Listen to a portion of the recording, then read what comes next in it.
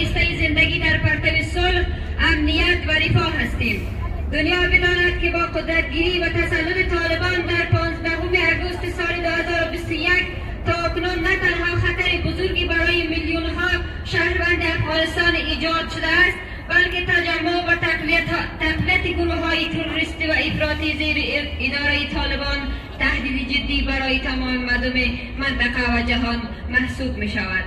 گروه تروریستی طالبان تمام ارزش‌های انسانی و حقوق بشری را نقض نموده و آینده زنان، کودکان و گروه‌های قومی و مذهبی را به نابودی مواجه کرده است. این گروه تروریستی زمین‌های مردم را غصب، مردم را وادار به کوچ اجباری می‌کند. در کنار این، گرفتن حق آموزش از دختران، افزایش مدرسه‌های دینی، جهادی و تندروانه، قرض‌های هدفمند و سازمان یافته، فقر، نقص گسترده حقوق بشری، سیاسی، مدنی و تنفر قومی و مذهبی توسط این گروه در حال جریان است. با توجه به سابقه پررنگ سازمان ملل متحد در ابتکارات صلح در افغانستان، ما از توصیه ها و خواسته های زیر برای اقدام در هر بحث تحت رهبری سازمان ملل متحد در مورد آینده افغانستان از جمله نشستی آتی دوحه و سازگارهای بدیان استقبال میکنیم. در عین حال نگرانی های جدی نیز مطرح است که با طرح خواسته های زیر امیدواریم شاهد تحقق این پیشنهادها برای پیشرفت معنادار باشیم. خواسته های ما: 1. ما از تلاش سازمان ملل متحد در راستای حل مسئله افغانستان و تلاش برای پیدا نمودن راه حل معقول، صلح‌آمیز و قابل قبول برای آینده سیاسی و مشارکت جمعی مردم افغانستان قدردانی می‌کنیم. حضور نمایندگان سازمان ملل متحد کم از کم در 3 دهه اخیر در افغانستان نشان داده است که فرستاده های ویژه این سازمان نتوانستند به طور کامل انتظارات و خواسته های اکثریت مردم این کشور را برآورده کنند. با نمایندگی از مردم افغانستان می خواهیم تا نماینده ویژه سازمان ملل باید با دقت و توجه و منطبق به معیارهای جهانی و با توجه به پیچیدگی‌های شرایط و نیازهای مردم افغانستان صورت بگیرد. 2. اظهارات اخیر آقای فریدون سنوی اوقی در گفتگو با یک از مقامات طالبان در کابل مردم افغانستان را به شدت نگران کرده است. به نمایندگی از مردم این کشور از سازمان ملل می خواهیم که مفاد منشور ملل متحد و سایر قوانین رفتاری سازمانی را در مورد بی‌طرفی، بیانیه ها و اقدامات هماهنگ کنندگانش حین مشارکت در دیپلماسی و تلاش های صلح اجرا کنند. نمایندگان سازمان ملل متحد نباید با نشان دادن تمایل خود با گروه های تروریستی مانند طالبان اعتبار سازمان ملل را خدشه‌دار کنند. ما از سازمان ملل می خواهیم که سیاست های خود را که در گزارش آقای اقلی مشخص شده است در قبال طالبان به شیوه جدی، معقول و قابل قبول بازنگری کنند. 3. طالبان در 2.5 سال گذشته اصول انسانی را زیر پا کرده است. از خطوط سرخ متعدد مردم بی‌دفاعی افغانستان گذشته و ماهیت واقعی تروریستی خود را و صراحت برای مردم جهان آشکار کرده است. ما می خواهیم که طالبان به عنوان یک گروه تروریستی به طور دقیق توصیف و معرفی شود.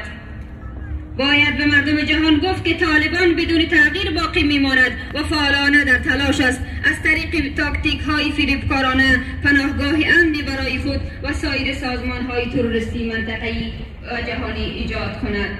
نه تنها به رسمیت شناختن این گروه بلکه از بین بردن کاملیان ضروری می باشد. 4. هرگونه تلاش در جهت به رسمیت شناسی این گروه توسط جامعه جهانی یا حتی جرم زدایی از طالبان به نظر مردم افغانستان اعتبار نخواهد داشت.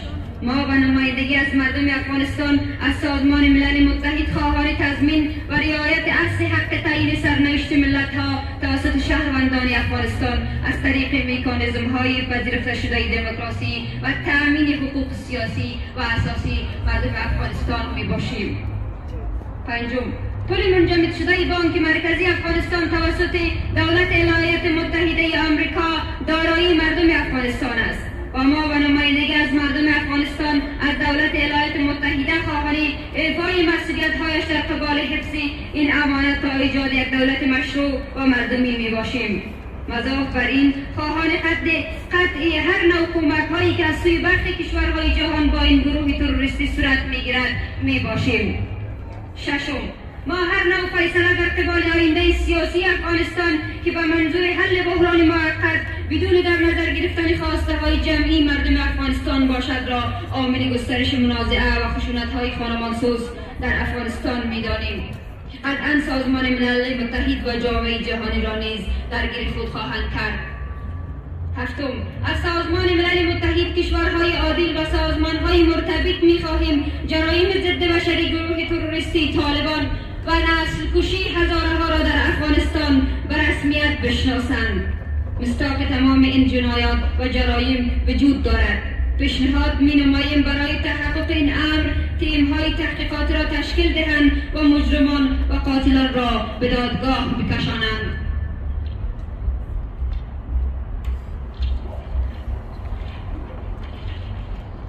هشتم، تمام رفتار گروه تروریستی طالبان، مخصوصاً اختطاف، آدمربایی، گروگانگیری زنان و دختران توسط آنان سزاوار فشارها و تحریم‌های بیشتر جامعه جهانی بر این گروه میباشد. درخواست میکنیم جداسازی یا آپارتاید جنسیتی را در افغانستان جرم‌نگاری کرده و به عنوان جنایت علیه بشریت به رسمیت بشناسد و عاملان این جرایم را در محکمه بین المللی پاسخگو سازد. ما تظاهرات کنندگان به این باور هستیم که مسئولیت سازمان ملل متحد محدود به رفع موقت بحران افغانستان با سازش بین طرفین ضد داخل نیست. بحران افغانستان مستلزم یک And thank you for coming out on this cold day. I'm now going to read the resolution of the February 18, 2024 demonstration in connection with the Doha meeting. We, the people of Afghanistan, like other civilized nations, deserve to live in peace, security, and prosperity. We want the world to know that the illegal and forceful return of the Taliban to power on August 15, 2021 has created an existential threat to the human and physical security of millions of citizens of Afghanistan. It has also created a conducive environment for reorganization and the reemergence of international terrorist groups that endanger regional and global peace and security. We assert that the Taliban is a terrorist organization that disregards fundamental human values and principles and systematically violates human rights.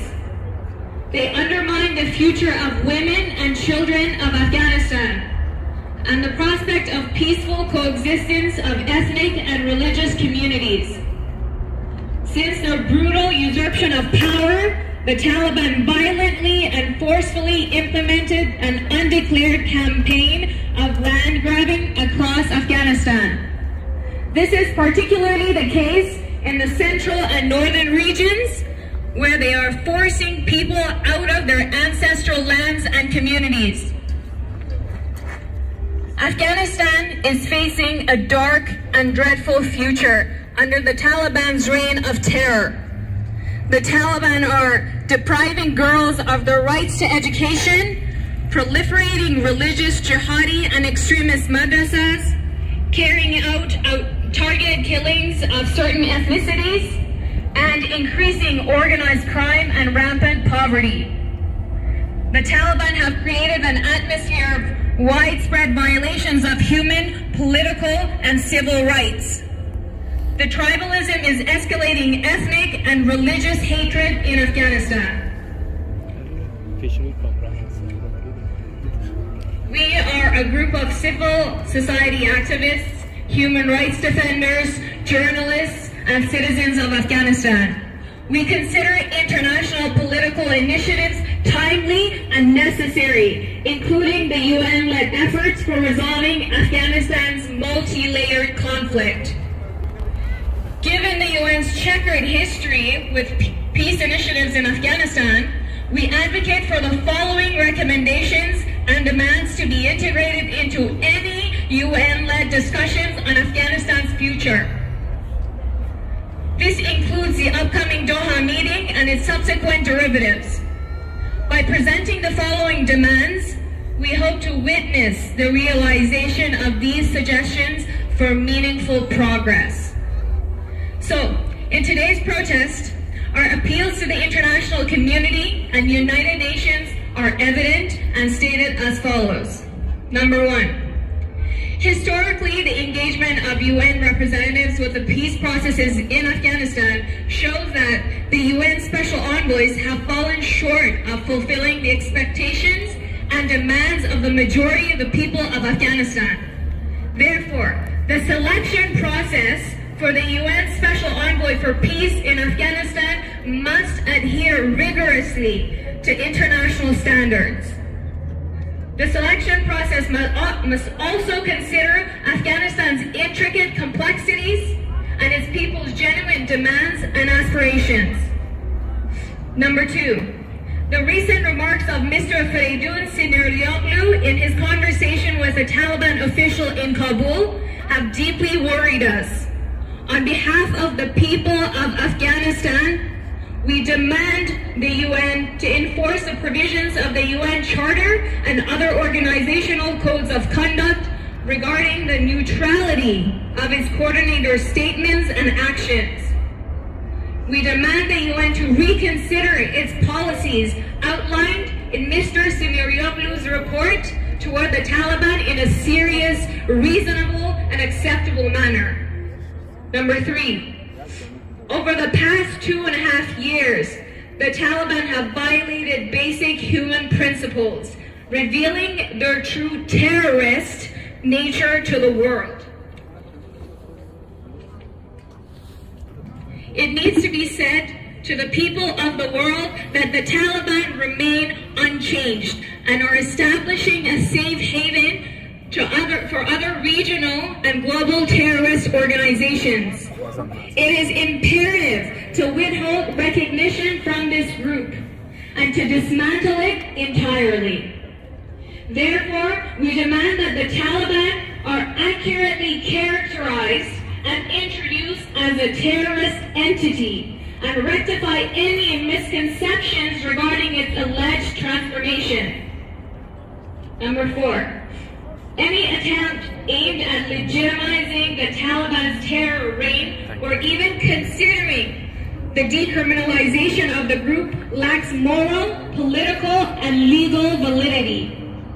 On behalf of the people of Afghanistan, we urge the UN to uphold and honor the principle of national self-determination and guarantee its execution through established democratic mechanisms. Number five, the Afghanistan Central Bank's reserves, currently frozen by the United States, belong to the people of Afghanistan. We call upon the United States government to honor its obligation to safeguard these assets until a legitimate and internationally accepted government is established in Afghanistan. Furthermore, we call for an immediate cessation of any financial assistance. نظر با زندگی او را با مقایسه با زندگی دیگر خانم‌ها می‌خوایم بگویم.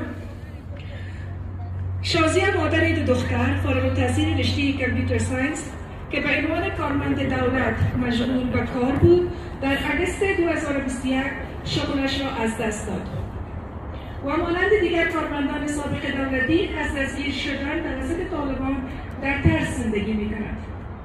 دخترانش اجازه مکتب رفتن را ندارند و جوانترین دختر او در سپتامبر سال گذشته تلاش کرد تا خودکشی کند. که همین قسم ما میتوانیم زندگی همه زنان و دختران در افغانستان تصور کنیم. ما مطلع شدیم که گردهمایی در دوحه به منظور تصمیم گیری درباره مسیر آینده کشور ما برگزار خواهد شد و در این گردهمایی سرنوشت کشور ما مشخص خواهد شد. حقیقت این است که افغانستان تحت حکومت طالبان به یکی از پیچیده‌ترین بحران‌های جهانی تبدیل شده که با بحران‌های انسانی و حقوق بشری در هم تنیده دست و پنجه نرم می‌کند. طالبان 40 میلیون جمعیت کشور را به گروگان گرفتند و این اقدام باعث شده تا کشور به یک قبرستان عظیم تبدیل گردد. ساکنان آن را به سطح عمیق‌تری از فقر و گرسنگی دچار کرده‌اند، حقوق بنیادی زنان را از بین برده‌اند، مردم را تهدید، کارمندان صادق دولت را بازداشت، شکنجه کرده و به قتل می‌رسانند. اقلیت‌های قومی و مذهبی را هدف قرار داده و نسل کشی هزارها هنوز ادامه دارد. توافق صلح دوحه نشان داده است که یک فرایند عجولانه که نه به جهان و نه به مردم افغانستان سود داشته است، بلکه فقط به ایدئولوژی افراطی طالبان خدمت می‌کند. عدم پاسخگویی آنها به تخلفاتشان چراغ سبز برای کرد تمامیت خواهانه طالبان و حتی استقبال از آنها به فرش قرمز توسط برخی از کشورهای منطقه طالبان را جسورتر و افغانستان و مردم آن را منزوی‌تر می‌سازد. لازم به یادآوری است که استراتژی گشایش مکاتب توسط طالبان پیامدهای پرخطر اونا با شعر، با ادبیات، با شعار، با موضوعات حقوق بشری خیلی خیلی ناآشنا هستند. از او بابت من تمرکز صحبت‌های خود را بیشتر روی مواردی که یک دولت‌ها چطور بتانند مسئولیت بین المللی خود را در قبال یک گروه تروریستی که حاکم هست بالای یک سرنوشت ملت تمرکز میبخشم. دوستان عزیز، بدون شک ما و شما، تمام ما، افغانستان یکی از عضو جامعه جهانی هست و ما به کنوانسیون‌های بین المللی، معاهدات بین المللی ملحق شدیم. به لحاظ حقوقی هر دولتی که عضو سازمان ملل متحد می باشه یک سری از مسئولیت‌های بین المللی می داشته باشه. یکی از او مسئولیت‌ها عدم تعامل یا تعامل نکردن با گروه‌های تروریستی هست. گروه تروریستی که با کوچکترین حق و حقوق شهروندا باورمند نیست. اما قسمی که توحیدیست پیشتر اشاره کردن، گروهی که فقط با میله تفنگ، با بارود، با آتش فکر میکنه که اقتدار و حکومت خود را در حقیقتش قوام میبخشه، این یک اشتباه بزرگ است. تاریخ افغانستان ثابت ساخته که هیچ گروهی در میله تفنگ نتونسته که بالای گرده های ملت حاکمیت بکنه. تاریخ افغانستان با وجود از این که تاریخ خیلی پر از مبارزه و پر از جدال هست، مناقشه هست، اما این ثابت هست که گروه جهل، گروهی که به حقوق مردم، به حقوق اساسی مردم باورمند نبوده، نتونسته که یک حکومت که بتونه در حقیقتش تمثیل اراده مردم را بکنه او را شکل بده.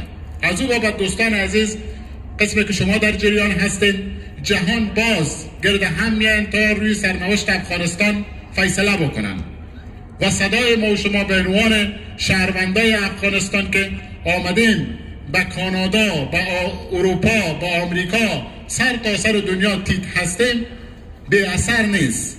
دنیا در حقیقتش شما اینجا میبینید که حضور دارن و این صداها میرسه برشان که شهروندای افغانستان از این گروه طالبان که اصلا ما حاکمیت یا حکومت برشان نمیگم، یک گروه مستبد تروریستی و هیچ باورمند به ارزش‌های بین المللی و ملی نیستن، اونا در حقیقتش صدای مردم افغانستان شده نمیتونن. صدای مردم افغانستان همیشه رسا بوده. همه قسمی که امروز شما در حقیقتش با آمدنتان اینجا و با این شعارهایی که در اختیارتان دارین و در دسترستان دارین، این شعارها در حقیقتش صدای مردم افغانستان هست. دوستان عزیز، ما جا داره که از او جانبازایی که امروزه در حقیقتش در کوههای اندوکش، چه در اندراب، چه در پنجشیر و چه در بدخشان و چه در سایر اقصا نقاط کشور ما و شما مبارزه میکنن در مقابل گروه جهل به خاطر آزادی، به خاطر حقوق شهروندی، از اونا در حقیقتش یاد بکنن. اونا ما مطمئن هستیم که برای 1 ساعت یا 2 ساعت در اینجا در این هوای سرد استاد هستیم، شاید بگوییم که برنامه چوه ختم میشه و بریم پس دوباره به هوای گرم طرف خانه خود یا طرف کاروبار خود. اما جوانایی هستند که در قله های کوه 2 متر 3 متر برف هست، یخ هست، به خاطر آزادی مبارزه میکنن. و نباید اونا فراموش شوند در این پلتفرم. من صحبت‌های خودم در همینجا خاتمه